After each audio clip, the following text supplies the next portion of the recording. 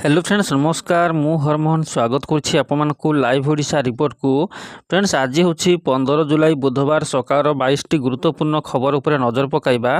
ता पूर्व वीडियो गोटे लाइक करूँ फ्रेंड्स। जदि चैनल को नुआ कर चैनल को सब्सक्राइब करने और पाखर थोड़ा बेल आइकन रे क्लिक करने आगे लेटेस्ट अपडेट पाइबा। चलतु संपूर्ण खबर उपर नजर पकाइबा।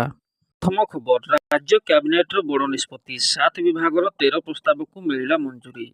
मुख्यमंत्री मोहन चरण माझी अध्यक्षतार लोकसभा भवन कॉन्फ्रेंसिंग हॉल रे राज्य मंत्रिमंडल 44तम बैठक अनुष्ठित होइथिला। बैठक शेष पर मुख्य शासन सचिव अनु गर्ग सांबादिक मानकु मंत्रिमंडल निष्पत्ति संपर्क में सूचना देइथिले। से कहिथिले जे बैठक में 7टी विभागर मोट 13टी प्रस्ताव उपर आलोचना करा जाई सेगुड़िकु अनुमोदित करा जाइछि। तांको कहवा अनुसार जल संपद विभाग, मत्स्य और प्राणी संपद विभाग, समवाय विभाग, कृषि और कृषक सशक्तिकरण विभाग, खाद्य जोगाण और खाउटी कल्याण विभाग एवं राजस्व विभाग गोटे लेखाएं प्रस्ताव को मंत्रिमंडल मंजूरी करिछि। सेहीपरि ग्राम उन्नयन विभाग 7टी प्रस्ताव मध्य अनुमोदन पाइछि।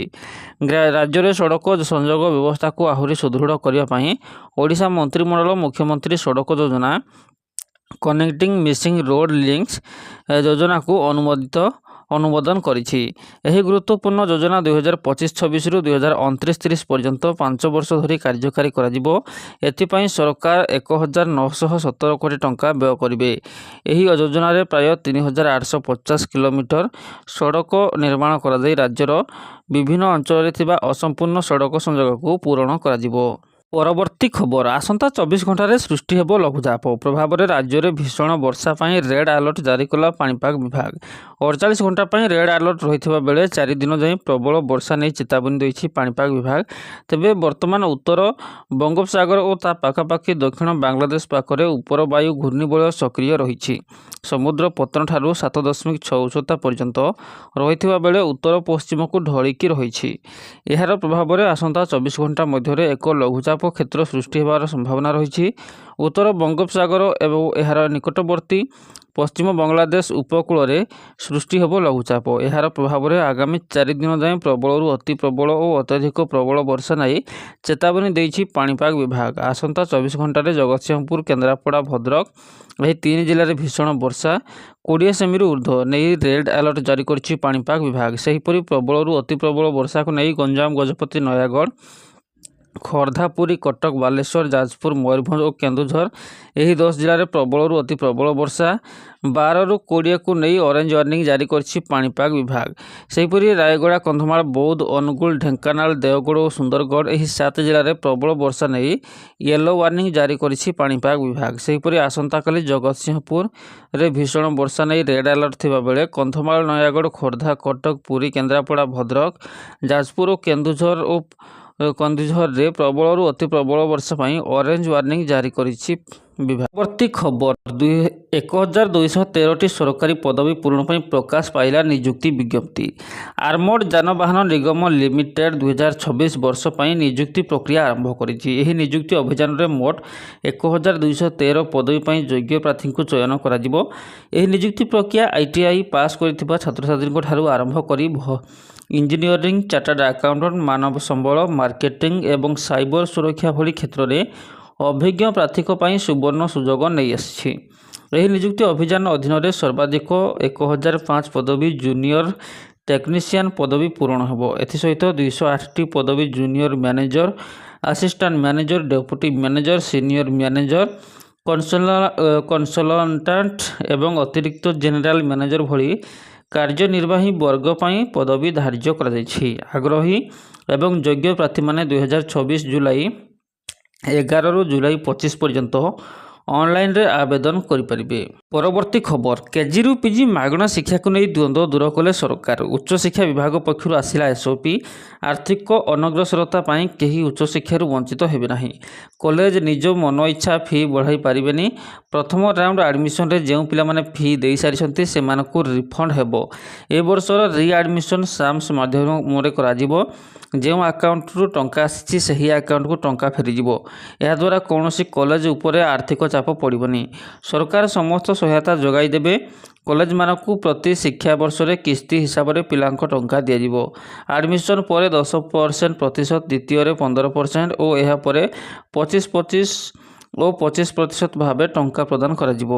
ସେହିପରି ମାଗଣା ଶିକ୍ଷାର ଅନ୍ତର୍ଭୁକ୍ତ ହେବା ପାଇଁ ଛାତ୍ରଛାତ୍ରୀଙ୍କ ଯୋଗ୍ୟତା ସର୍ତ୍ତାବଳୀ ଘୋଷଣା କରାଯାଇଛି। ଛାତ୍ରଛାତ୍ରୀମାନଙ୍କର ଶ୍ରେଣୀଗୃହରେ ସର୍ବନିମ୍ନ 75% ଉପସ୍ଥାନ ରହିବା ଆବଶ୍ୟକ।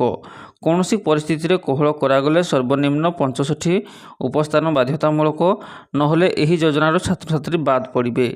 ଛାତ୍ରଛାତ୍ରୀମାନେ ଏକାଡେମିକ୍ ମ୍ୟାନେଜମେଣ୍ଟ ସିଷ୍ଟମ ସାମ୍ସ ମାଧ୍ୟମରେ ଏକ ଯୋଗ୍ୟ ଶିକ୍ଷାନୁଷ୍ଠାନରେ ନିୟମିତ ସ୍ନାତକ ବା ସ୍ନାତକୋତ୍ତର ପାଠ୍ୟକ୍ରମରେ ନାମ ଲେଖାଇଥିବା ଦରକାର। ସ୍ନାତକ ୟୁଜି କିମ୍ବା ସ୍ନାତକୋତ୍ତର ପିଜି ପାଠ୍ୟକ୍ରମରେ ପ୍ରଥମ ଥର ପାଇଁ ନାମ ଲେଖା ଏବଂ ପରବର୍ତ୍ତୀ ପୁନଃ ନାମଲେଖା ରି-ଆଡ଼ମିସନ୍ ପାଇଁ ଉପଲବ୍ଧ ହେବ। ନାମଲେଖା ପୁନଃ ନାମଲେଖା ସମୟରେ ଶିକ୍ଷାନୁଷ୍ଠାନ ଦ୍ୱାରା ଆଦାୟ କରାଯାଉଥିବା ଅନ୍ୟ ଯେକୌଣସି ଶୁଳ୍କ ଅନ୍ତର୍ଭୁକ୍ତ ହେବ, ତାହା ପିଲାମାନେ ଦେବେ ନାହିଁ। କେବଳ ପରୀକ୍ଷା ଫି ପିଲାଙ୍କୁ ଦେବାକୁ ପଡ଼ିବ। ତେବେ ହଷ୍ଟେଲ ଫି ଏହି ଯୋଜନାରେ ଅନ୍ତର୍ଭୁକ୍ତ ନୁହେଁ। ଛାତ୍ରଛାତ୍ରୀମାନେ ହଷ୍ଟେଲରେ ରହିବାକୁ ହେଲେ ସେମାନଙ୍କୁ ସେ ବାବଦରେ ଦେବାକୁ ପଡ଼ିବ। ପ୍ରଫେସନାଲ କୋର୍ସକୁ ଏଥିରେ ବାଦ ଦିଆଯାଇଛି। ସେହିପରି କୌଣସି କଲେଜ ମନଇଚ୍ଛା ଫି ବଢ଼ାଇ ପାରିବେନି। କୌଣସି ଶିକ୍ଷାନୁଷ୍ଠାନ, ରାଜ୍ୟ ସରକାରୀ ବିଶ୍ୱବିଦ୍ୟାଳୟ, ସରକାରୀ ମହାବିଦ୍ୟାଳୟ, ବେସରକାରୀ ଅନୁଦାନ ପ୍ରାପ୍ତ ମହାବିଦ୍ୟାଳୟ, ଜ୍ଞାନୋଦୟ ଯୋଜନା ଅନ୍ତର୍ଭୁକ୍ତ ନିୟମିତ ପାଠ୍ୟକ୍ରମରେ ଗୁଡ଼ିକର ଫି ପରିବର୍ତ୍ତନ ବା ସଂଶୋଧନ କରିପାରିବେ ନାହିଁ। ଜରୁରୀ ପରିସ୍ଥିତିରେ ଶିକ୍ଷାନୁଷ୍ଠାନ ଫି ନିୟନ୍ତ୍ରଣ କମିଟିକୁ ଫି ସଂଶୋଧନ ପାଇଁ ପ୍ରସ୍ତାବ ଦେଇପାରିବେ। ଏନେଇ ଉଚ୍ଚଶିକ୍ଷା ମନ୍ତ୍ରୀ ସୂର୍ଯ୍ୟବଂଶୀ ସୁରଜ ସୂଚନା ଦେଇଛନ୍ତି। ପରବର୍ତ୍ତୀ ଖବର, ସରକାରୀ କର୍ମଚାରୀଙ୍କ ପାଇଁ ଖୁସି ଖବର। ଏଣିକି 60 ବର୍ଷ ନୁହେଁ 62 ବର୍ଷ ଚାକିରି କରିବେ। ସରକାରୀ କର୍ମଚାରୀ ଯେଉଁ ଖବର ସମସ୍ତ ସରକାରୀ କର୍ମଚାରୀଙ୍କୁ ଖୁସି କରିଦେଇଛି। ଏଭଳି କିଛି ବଡ଼ ଘୋଷଣା ପାଇଁ ବିଚାର କରୁଛନ୍ତି ସରକାର। ସରକାରୀ କର୍ମଚାରୀଙ୍କ ପାଇଁ ଖୁସି ଖବର ଆସିଛି। ବିଦ୍ୟୁତ୍ ବିଭାଗରେ ସରକାରୀ କର୍ମଚାରୀଙ୍କ ଅବସର ବୟସ 60ରୁ 62 ବର୍ଷକୁ ବୃଦ୍ଧି କରିବା ପ୍ରକ୍ରିୟାକୁ ତ୍ୱରାନ୍ୱିତ କରାଯାଇଛି। ପରବର୍ତ୍ତୀ ଖବର, 15 ଜୁଲାଇରୁ ବରିଷ୍ଠ ନାଗରିକ ତୀର୍ଥଯାତ୍ରା ଯୋଜନାର ଆବେଦନ। ଅଗଷ୍ଟ 14 ଶେଷ ତାରିଖ। 2026-27 ଆର୍ଥିକ ବର୍ଷ ପାଇଁ ବରିଷ୍ଠ ନାଗରିକ ତୀର୍ଥଯାତ୍ରା ଯୋଜନାର ଆବେଦନ ତାରିଖ ଘୋଷଣା। ଏଥିପାଇଁ ଆବେଦନ ପ୍ରକ୍ରିୟା ଆସନ୍ତା 15 ଜୁଲାଇରୁ ଆରମ୍ଭ ହୋଇ 14 ଅଗଷ୍ଟ ପର୍ଯ୍ୟନ୍ତ ଜାରି ରହିବ। ବରିଷ୍ଠ ନାଗରିକମାନଙ୍କ ଆଧ୍ୟାତ୍ମିକ ଆକାଂକ୍ଷା ଓ ତୀର୍ଥଯାତ୍ରାର ଅଭିଳାଷକୁ ପୂରଣ କରିବା ଲକ୍ଷ୍ୟରେ ସରକାର ଏହି ପଦକ୍ଷେପ ନେଇଛନ୍ତି। ଭୁବନେଶ୍ୱର ସ୍ଥିତ ପର୍ଯ୍ୟଟନ ଭବନଠାରେ ଉପମୁଖ୍ୟମନ୍ତ୍ରୀ ପ୍ରଭାତୀ ପରିଡ଼ା ବରିଷ୍ଠ ନାଗରିକ ତୀର୍ଥଯାତ୍ରା ଯୋଜନା 2026-27ର ମାର୍ଗଦର୍ଶିକା ଉନ୍ମୋଚନ କରିଛନ୍ତି। ଓଡ଼ିଶା ଟୁରିଜିମ୍ ଏବଂ IRCTCର ସହଯୋଗରେ ଚଳିତ ବର୍ଷ ବରିଷ୍ଠ ନାଗରିକମାନଙ୍କୁ ବାରାଣସୀ, ଅଯୋଧ୍ୟା, ରାମେଶ୍ୱରମ, ମଦୁରାଇ ଏବଂ ହରିଦ୍ୱାର, ଋଷିକେଶ ଭଳି ପବିତ୍ର ତୀର୍ଥସ୍ଥଳୀ ଭ୍ରମଣର ସୁଯୋଗ ପ୍ରଦାନ କରାଯିବ। ଯାତ୍ରା ସମୟରେ ପରିବହନ, ରହଣି, ଖାଦ୍ୟପେୟ, ଯାତ୍ରୀ ବୀମା ଓ ଚିକିତ୍ସା ଆଦି ବ୍ୟବସ୍ଥା କରାଯିବ। ଉଲ୍ଲେଖଯୋଗ୍ୟ ଯେ ଏହି ଯୋଜନା ଆରମ୍ଭ ହେବା ଦିନଠାରୁ ଏପର୍ଯ୍ୟନ୍ତ 45,555ରୁ ଅଧିକ ବରିଷ୍ଠ ନାଗରିକ ଏହି ବରିଷ୍ଠ ନାଗରିକ ତୀର୍ଥଯାତ୍ରା ଯୋଜନାର ଲାଭ ଉଠାଇ ଭାରତର ବିଭିନ୍ନ ପ୍ରସିଦ୍ଧ ତୀର୍ଥସ୍ଥଳୀ ଦର୍ଶନ କରିସାରିଛନ୍ତି। ବରିଷ୍ଠ ନାଗରିକ ତୀର୍ଥଯାତ୍ରା ଯୋଜନା ଅଧୀନରେ ଆସନ୍ତା 15 ଜୁଲାଇ 2026ରୁ 14 ଅଗଷ୍ଟ 2026 ପର୍ଯ୍ୟନ୍ତ ଆବେଦନ ପ୍ରକ୍ରିୟା ଖୋଲା ରହିବ। ଯୋଗ୍ୟ ବରିଷ୍ଠ ନାଗରିକମାନେ ୱେବସାଇଟ୍ yatra.odisha.gov.in ମାଧ୍ୟମରେ ଅନଲାଇନରେ କିମ୍ବା ମାର୍ଗଦର୍ଶିକା ଅନୁଯାୟୀ ନିର୍ଦ୍ଧାରିତ ଅଫଲାଇନ୍ ମୋଡ୍ ମାଧ୍ୟମରେ ସେମାନଙ୍କର ଆବେଦନପତ୍ର ଦାଖଲ କରିପାରିବେ। ଏହି ମାର୍ଗଦର୍ଶିକାରେ ଯୋଜନାର ଯୋଗ୍ୟତା ମାପଦଣ୍ଡ, ଆବେଦନ ପ୍ରକ୍ରିୟା, ଚୟନ ପ୍ରକ୍ରିୟା ଏବଂ ଅନ୍ୟାନ୍ୟ କାର୍ଯ୍ୟକାରିତା ସମ୍ପର୍କରେ ବିସ୍ତୃତ ସୂଚନା ପ୍ରଦାନ କରାଯାଇଛି। ପରବର୍ତ୍ତୀ ଖବର, ମଙ୍ଗଳବାର ରାଜ୍ୟ କ୍ୟାବିନେଟ୍ର 44ତମ ବୈଠକ ଅନୁଷ୍ଠିତ ହୋଇଛି। ମୁଖ୍ୟମନ୍ତ୍ରୀ ମୋହନ ଚରଣ ମାଝୀଙ୍କ ଅଧ୍ୟକ୍ଷତାରେ ଲୋକସେବା ଭବନସ୍ଥିତ ସମ୍ମିଳନୀ କକ୍ଷରେ ବସିଥିବା ବୈଠକରେ 7ଟି ବିଭାଗର 13ଟି ପ୍ରସ୍ତାବକୁ ଅନୁମୋଦନ କରାଯାଇଛି।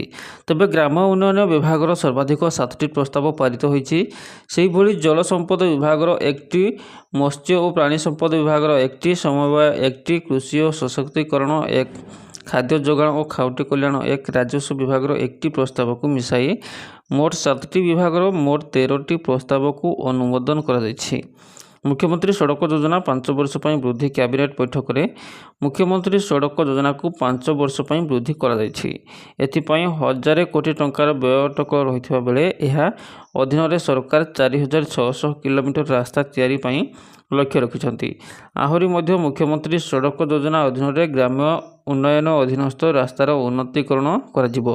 ଏଥିପାଇଁ 5,750 କୋଟି ଟଙ୍କା ବ୍ୟୟବରାଦରେ 17,500 କିମି ରାସ୍ତା ନିର୍ମାଣ ହେବ।